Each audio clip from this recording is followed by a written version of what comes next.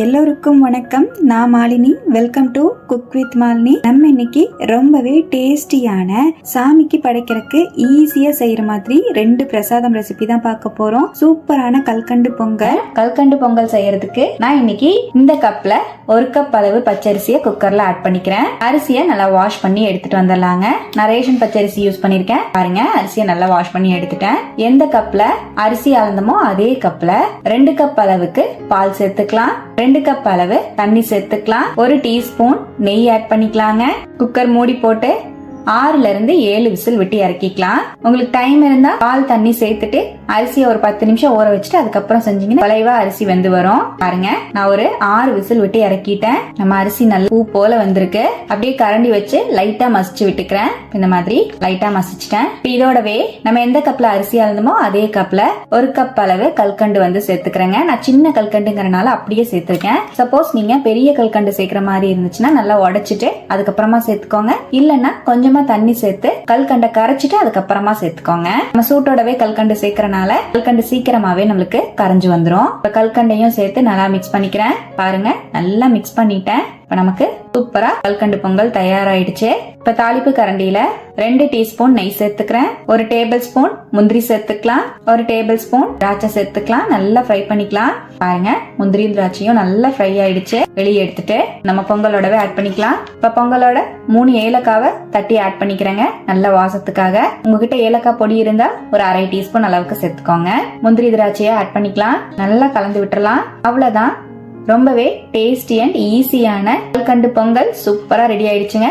குயிக்கா ரெடி பண்ணிடலாம். டேஸ்டும் பாத்தீங்கன்னா அல்டிமேட்டா இருக்கும். ரொம்பவே டேஸ்டி அண்ட் ஈஸியான இந்த கல்கண்டு பொங்கலை இதே போல நீங்களும் ட்ரை பண்ணி பாருங்க. ட்ரை பண்ணி பார்த்துட்டு எப்படி வந்ததுன்னு கமெண்ட்ல மறக்காம என் கூட ஷேர் பண்ணுங்க.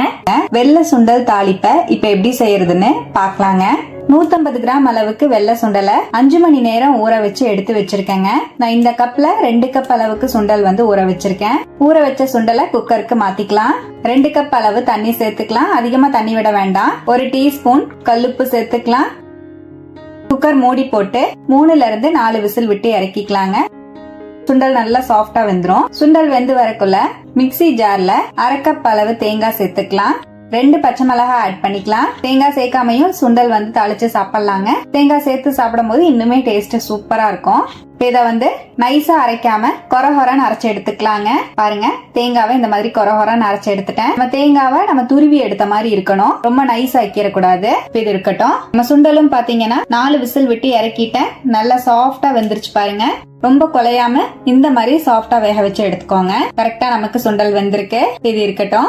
எக்ஸஸா இருக்கிற தண்ணிய சூப் மாதிரி நீங்க குடிச்சுக்கலாம். இல்லனா குழம்பு சாம்பார் ஏதாவது செய்யும் போது ஆட் பண்ணிக்கலாம். வேஸ்ட் பண்ண வேண்டாம். சுண்டல் தாளிக்கிறதுக்காக கடாயில 2 டீஸ்பூன் ஆயில் சேர்த்துக்கலாங்க.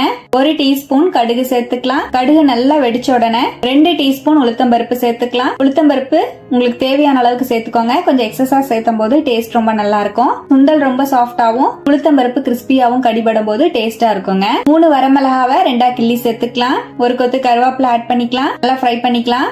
தாளிப்போட வேக வச்ச சுண்டல் ஆட் பண்ணிக்கலாம். தண்ணியை மட்டும் வடிச்சிட்டு சேர்த்திருக்கேன். நல்லா கலந்து விட்டுறலாம். சுண்டல்ல நம்ம உப்பு போட்டு வேக வச்சனால எக்ஸ்ட்ராவா நான் உப்பு சேர்க்கலங்க. சப்போஸ் உங்களுக்கு உப்பு பத்தலைன்னா லைட்டா தூவி விட்டுக்கோங்க.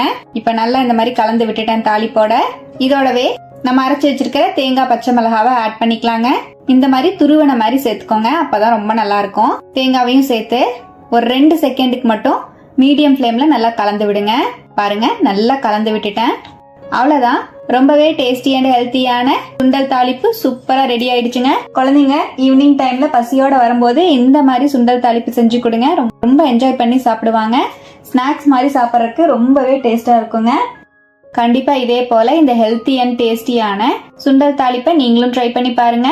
ட்ரை பண்ணி பார்த்துட்டு எப்படி வந்ததுன்னு கமெண்ட்ல மறக்காம என் கூட ஷேர் பண்ணிக்கோங்க. நம்ம சேனல்ல இப்பதான் ஃபர்ஸ்ட் டைம் பாக்குறீங்கன்னா சப்ஸ்கிரைப் பண்ணிக்கோங்க. பக்கத்துல இருக்கிற பெல் ஐகானை பிரஸ் பண்ணி வச்சுக்கோங்க. லைக் பண்ணிக்கோங்க. ஃப்ரெண்ட்ஸ் அண்ட் ஃபேமிலியோட ஷேர் பண்ண மறந்துடாதீங்க ஃப்ரெண்ட்ஸ். தேங்க்யூ.